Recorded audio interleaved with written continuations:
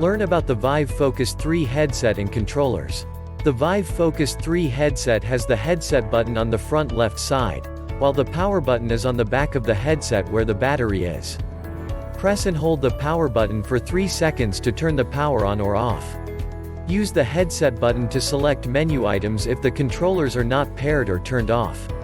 You can also press and hold the headset button to open a menu where you can power off or restart the headset.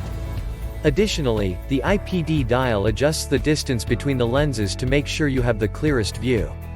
The controllers let you interact with objects in VR. Each title has its own settings for buttons, but here are some common choices. The Vive button always brings up the quick menu. Here, you can go back to the lobby or adjust settings. You can also press the Vive button twice to activate the pass-through feature. Press it twice again to go back into VR.